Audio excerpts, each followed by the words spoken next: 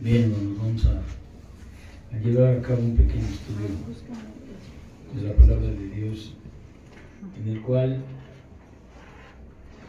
si le podemos poner un título, sería ¿Cómo salir del egoísmo? O cómo salir del centralismo en nosotros mismos.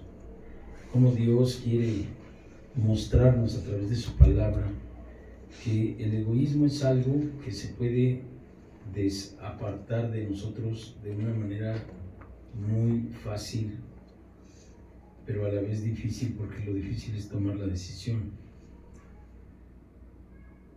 Si nosotros vemos al apóstol Pablo, el apóstol Pablo haciendo una reseña de su actuar, decía: yo no he sido, dijéramos así, plumoso, no he sido carga, no he sido gravoso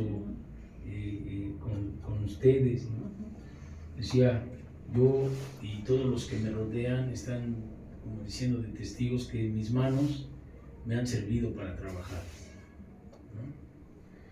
Pero entonces, en ese contexto, les dice: ahora, hermanos, os encomiendo a Dios y a la palabra de su gracia, que tiene poder para sobreedificarnos y darnos herencia con todos los santificados. Esta palabra, que quiere decir sobreedificar, quiere decir un esfuerzo más allá de lo normal, es algo más. Pero dice: ni plata, ni oro, ni vestido de nadie he codiciado. ¿Qué texto es? Es Hechos 20, Gracias. versículo 31, 32. Fíjate, esta es una manera de salir del egoísmo. Ni plata, ni oro, ni vestido de nadie he codiciado. Antes ustedes saben que para lo que me ha sido necesario a mí y a los que están conmigo, Sí. estas manos me han servido. En todo os he enseñado que trabajando así se debe ayudar a los necesitados y recordar las palabras de nuestro Señor Jesucristo cuando dijo: más bienaventurado es dar que recibir. Esa es la manera de salir del egoísmo. ¿Por qué? Porque la persona que está centralizada en sus propias necesidades, cuando no se cumplen las necesidades y las cosas salen como él quiere, empiezan las emociones a batallar en su ser. Si mi mamá no se comporta como yo quiero, si mi papá no es como yo quiero, si mi familia no es como yo quiero, si mis hijos no son como yo quiero, si mis vecinos no son como yo quiero, entonces empiezo yo a sentir así como las emociones que empiezan a enfermar el alma y la hacen caer en pecado, y entonces pues empieza uno a tener envidia. Cuando yo no tengo la capacidad de aceptar lo que yo tengo porque así me tocó, entonces empiezo a codiciar lo extraño y empieza a producirse la envidia porque veo que el otro tiene lo que yo no tengo, y se empieza a despertar la envidia. Por eso el apóstol Pablo y nuestro Señor Jesucristo dijo: ni oro, ni plata, ni vestido de nadie he codiciado. Esa es una manera de salir de uno mismo. Cristo dijo: si el que quiera seguir en pos de mí, niéguese a sí mismo, tome su cruz y sígame. Entonces el apóstol dice: por eso debemos ayudar al necesitado. Fíjate, o sea, no tan solo yo no debo codiciar cosas, sino que de lo mío debo de ayudar al que no tiene. Esa es una manera de salir de ti mismo. Así es. Viendo hacia los demás. El egoísmo es dijéramos así, una agresión espiritual que mata a la gente. El egoísmo es la causa que produce graves emociones de neurosis, Así es. Neurosis es una incapacidad de vivir feliz con lo que uno tiene. Esa neurosis se puede convertir en unas emociones tan incontrolables que después, cuando le ofrezcan a uno alcohol o drogas o cosas así, se adhiere uno a eso. Sí. Entonces el apóstol habla de cómo él vive su vida con Dios, con Cristo, para no caer en las garras del enemigo. Sí sabemos que Poncio Pilato sabía que por envidia los religiosos habían entregado a Jesucristo. Así es. La envidia primero, antes de la envidia, hace la aparición la codicia de lo que yo no tengo, en vez de aceptar lo que yo tengo. Ok, si el Señor Jesucristo hacía milagros en el nombre de Dios y yo tengo un puesto religioso, pues yo tengo esto y Él tiene eso y ya. Pero los religiosos empezaron a codiciar, y empezaron a envidiar, y empezaron a intrigar contra nuestro Señor, hasta el grado de decir mátalo, aún habiendo puesto a un bandido terrorista, dijéramos ahora, que Pilato se los daba para cambiar por Jesucristo, y sin embargo, cuando Cristo les dio de comer, los mismos que les daba de comer le decían a Pilato, mátalo. ¿Sí? Hasta allá llega el egoísmo, la soberbia del ser humano. Entonces dice, por tanto, debe uno de ayudar a los necesitados y recordar las palabras del Señor que dijo, es mejor o es más dar que recibir. ¿Qué es lo que Dios en Cristo Jesús? Porque si Cristo Jesús lo dijo, es porque lo hizo. Porque Cristo no era una persona que solamente hablaba. Si hablaba de amor, Él vivía el amor y lo daba. No era una persona que decía cómo hay que hacerle sin que Él lo haya hecho primero. ¿Sí? Entonces, dice la palabra de Dios en la carta primera de Juan, capítulo 3, versículo 16, dice la palabra de Dios: en esto hemos conocido el amor, en que Él puso su vida por nosotros. También nosotros debemos poner nuestras vidas por los hermanos. Sí. ¿Sí? O sea, Dios te dice lo que hagas, pero sin que Él lo haya solamente pronunciado, sino que lo hizo. Primero Él lo hizo, puso el ejemplo y luego dijo qué es lo que debemos hacer. Por eso dice, Él puso primero su vida. ¿Sí? En esto hemos conocido el amor, en que Él puso su vida por nosotros. Habiéndolo comprobado, entonces nosotros tenemos que poner la vida por nuestros hermanos. ¿Sí? Pero el que tiene bienes de este mundo y ve a su hermano tener necesidad y cierra contra él su corazón, ¿cómo morará el amor de Dios en él? Amén. Ahí está el dar. ¿Sí? ¿Dar qué? Los bienes. Si tú ves a alguien necesitado y hablas del amor de Dios y ves su necesidad y no la cubres, tú dices, bueno, pues es que Cristo nomás dijo porque Él no tenía bienes. Pero ya lo vimos antes, Él dio su vida, no dio sus bienes, dio su propia vida por nosotros. Entonces nosotros tenemos que dar la vida por nuestros hermanos, pero como nosotros estamos en un plano terrenal y tenemos algunas casas, algunos muebles, otros no y otros sí, tenemos que ver la necesidad también de aquel que todavía no tiene la fe suficiente para que Dios le provea, como la palabra de Dios dice. Dios abrirá las ventanas de los cielos. Y a lo mejor no te va a dar los millones, ni 20 casas, ni 10 coches, pero te va a dar lo suficiente y lo necesario para que no te preocupes por eso y te preocupes más por el reino de Dios.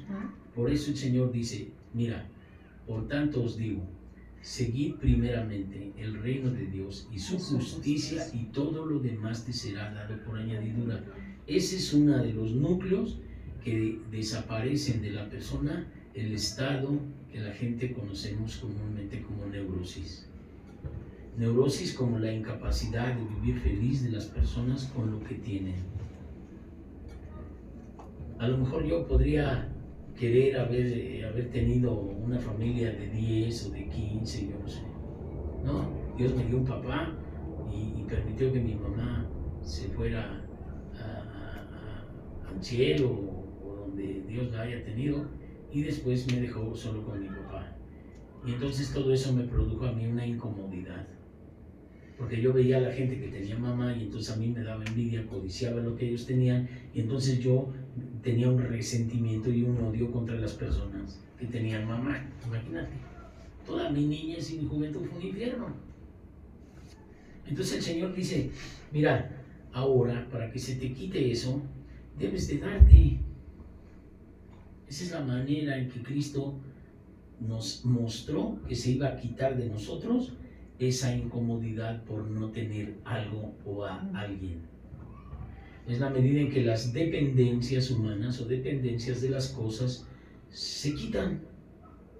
Y entonces entra uno en una paz porque uno acepta lo que es. Y el apóstol Pablo decía eso. Para mí, vivir es Cristo, morir es ganancia. Es más, estoy en duda si irme, pues qué bueno, porque ya voy a estar con el Señor.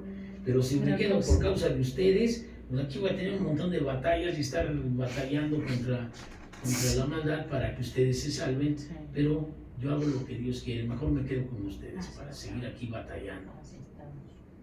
Imagínate hasta dónde llegaba ya la vida espiritual del apóstol Pablo y la concepción del Espíritu Santo, con el cual fue él investido, como hemos visto, para poder desarrollar la labor del reino después de la venida del Espíritu Santo. Porque aunque Pablo no estuvo ahí, el libro de los Hechos comienza desde la vez que vino el Espíritu Santo, 50 días después de Pascua, o lo que es el día de Pentecostés. Y después ya vimos la historia de Pablo. Y a Pablo se le apareció Dios así, Cristo se le apareció ahí. A ver, espérate, después de la venida del Espíritu Santo, Cristo se le apareció ahí y le dijo, a ver, tanto te es necesario a ti sufrir por mi nombre. Quiere decir que el sufrimiento que para otros podía ser malo, para el apóstol fue una bendición. Por eso dice que a todo lo que le pasa a los hijos de Dios les es para bien, hasta el sufrimiento, hasta las cosas, hasta que nos rechacen los vecinos o nos rechace la gente no hay ningún problema. ¿Por qué? Porque sabemos que Dios nos ha desapartado de todo ese estado de inconformidad por todo. Si la gente no hace lo que yo quiero, me enojo. Si no obedecen a lo que yo digo, me enojo. Si no hacen esto, si no hacen el otro. Gente que solamente quiere controlar las vidas de los demás. Nosotros ya no tenemos esa necesidad. ¿Por qué? Porque lo único que yo puedo hacer es que yo consagre mi vida a Dios y obedecer su mandamiento para poder entonces ayudar a mis hermanos.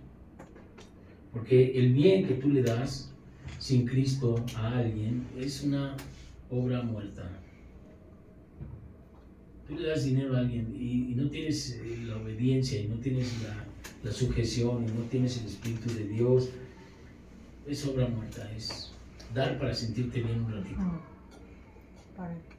Pero después, entonces el Señor dice, Cristo dio la vida por nosotros. Nosotros tenemos que dar la vida por nuestros hermanos, ¿no? Y entonces, esto es, ahora veamos qué dice Juan, el Evangelio de Juan,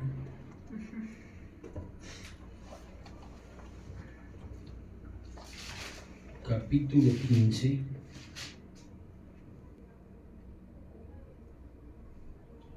versículos 13 y 14. Dice, ya no os llamaré siervos, porque el siervo no sabe lo que hace su Señor.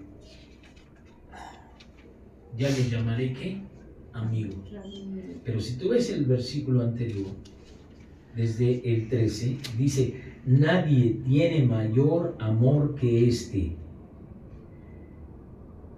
que uno ponga su vida por sus amigos.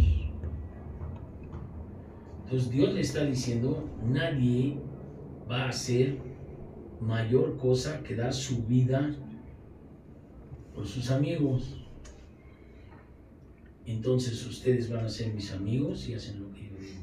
Quiere decir que Él, antes de llamarte amigo o amiga, puso su vida por ti.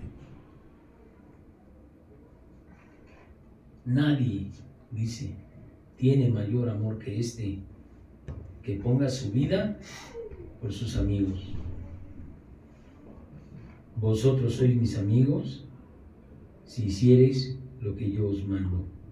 Ya no les llamaré siervos, porque el siervo no sabe lo que hace su Señor.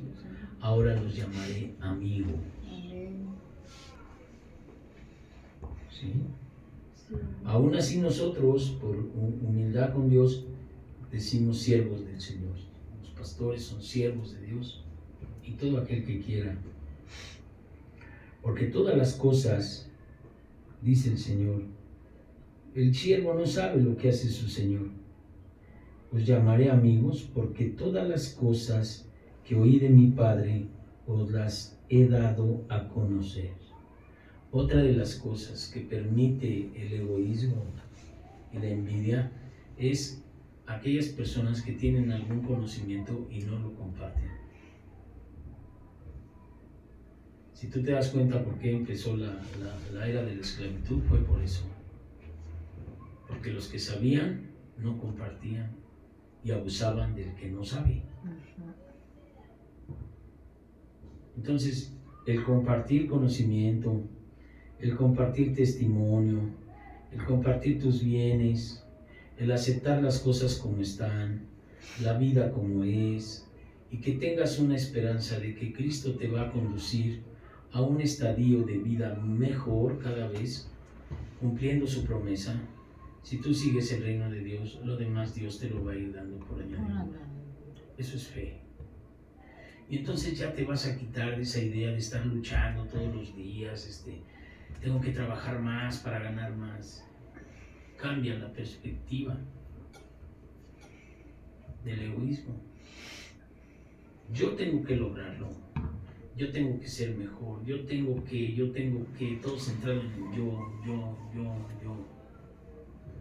Y todo lo que consiga me lo voy a adjudicar yo por mis propios logros. Entonces me convierto en el Dios de mi propio universo. Dios soy yo. Yo decido, yo esto, yo el otro. Dios cambia la perspectiva de nosotros cuando dice, no hay nadie que dé algo mejor que la vida por sus amigos. Entonces ahora ustedes van a ser mis amigos, pero guarden mis mandamientos. Eso quiere decir que me aman como yo los amé. Por eso dice el Señor, el que me ama, mis mandamientos guarda. Y el mandamiento más importante es amarás a Dios sobre todas las cosas y a tu prójimo como a ti mismo.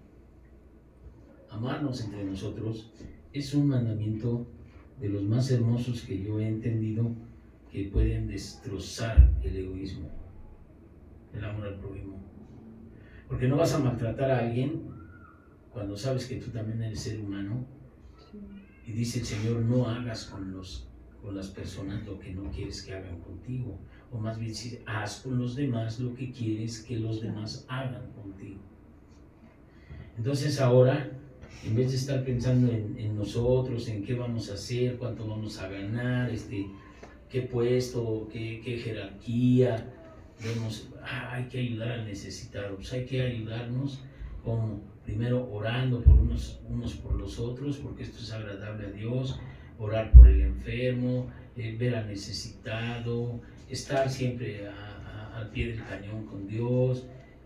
Una disciplina que no nace de la disciplina militar, sino que sale de la disciplina de la buena voluntad y el amor a Dios. Todo lo que hacemos hoy lo hacemos por amor a Dios.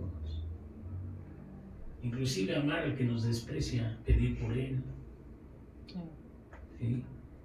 Entonces, sí es en el capítulo 10, ahí mismo de Juan, vamos a ver, en el versículo 11, dice la palabra de Dios, fíjate. Bueno, te voy a empezar a leer desde que comienza, dice el versículo 7. Volvió pues Jesús a decirles, de cierto, os digo, yo soy la puerta de las ovejas. Todos los que antes de mí vinieron eran ladrones, salteadores, pero no los oyeron mis ovejas. No los oyeron. Yo soy la puerta, el que por mí entra será salvo, y entrará y saldrá y hallará pastos. El ladrón no viene sino para hurtar, robar, matar, destruir. Yo he venido para que tengan vida y para que la tengan en abundancia. Yo soy el buen pastor, y el buen pastor, ¿qué dice? Da su vida por las ovejas. Entonces comenzamos con un texto de Hechos 20 que dice, por tanto es mejor dar que recibir. Y si Cristo lo dijo es porque Él dio primero. ¿Qué dio? El pastor dio su vida por sus ovejas. Entonces cuando Cristo te está dando un mandamiento, no te lo está dando desde una postura elevadísima y tú que estás aquí tienes que sufrir lo que yo te digo. No, Él lo hizo primero. Yo soy el buen pastor, y el buen pastor su vida da por las ovejas.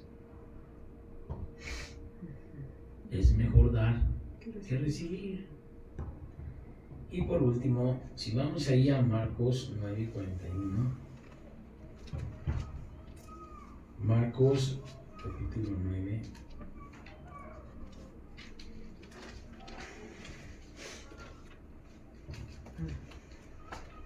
Está el Señor caminando con sus discípulos y entonces en un momento uno de sus discípulos dice,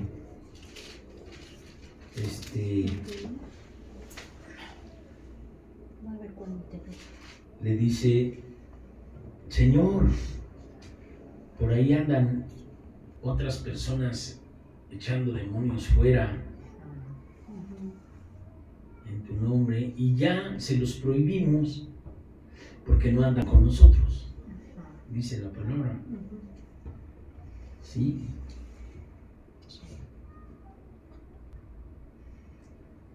Juan, maestro, dice, hemos visto a unos que en tu nombre echan fuera demonios, pero ya les dijimos que no lo hagan porque no andan con nosotros.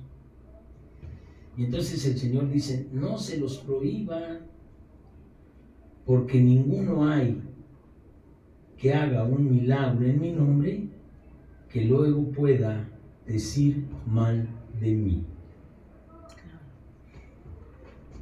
Y entonces dice, porque el que no es contra nosotros, por nosotros es. Y cualquiera, fíjate, ¿a quién me voy a centrar? Porque aquí vamos a terminar. Y cualquiera que os dé un vaso de agua en mi nombre, porque sois de Cristo, de cierto os digo que no perderá su recompensa. Cuando estamos diciendo que el Señor dijo, si tienes los bienes de esta tierra y ves a tu hermano padecer necesidad y no lo ayudas, ¿cómo habrá amor en ti? Pero fíjate cómo el Señor no te pone cosas difíciles. Dice, el que te diera a ti, que eres cristiano, que eres hijo de Dios, un vaso de agua, tendrá recompensa. Un vaso de agua. Cuanto más tú, que eres hijo de Dios, que des, recibirás recompensa. Que no estés pensando solamente en qué te dan, o cuánto ganar, o cuánto voy a tener, o cuánto prestigio, o cuánto dinero, cuántos coches, cuántas casas. ¿No? ¿Cuánto voy a poder servir a la gente? Y termino. Nuestro Señor Jesucristo hablaba y decía, porque el que quiera ser más que los demás, sirva más a los demás. Porque yo no he venido a ser servido, sino a servir. Pues si tu Señor tiene misericordia de nosotros, nos da de nuestra agua, nos da un lugar donde comer, nos permite la sanidad de nuestro cuerpo, nos permite quitar nuestros resentimientos, nuestros odios a través del perdón y el lavamiento de la sangre de nuestro Señor. Imagínate tú lo que tú no vas a vivir si tú lo haces. Vas a vivir una paz que sobrepasa todo entendimiento. Porque para el hombre natural las cosas de Dios le parecen locura. Por eso dicen, hay unos cristianos ahí, porque no saben nada. No saben del amor de Dios. Quién sabe qué les habrán dicho, y entonces ellos se van con la voz del pueblo y creen lo que ellos quieren creer. ¿Ya? Sí. Pero nosotros, ahorita mismo, te dicen, mira, hay un hermanito enfermo, pues vamos a orar por él. Vamos a poner en práctica nuestra fe, y si necesita algo, pues se lo proporcionamos, porque Dios no lo proporciona, no es ni siquiera de nosotros, ni el dinero ni nada, es de Él, y Él dice a quién, y nosotros se lo damos. Así es.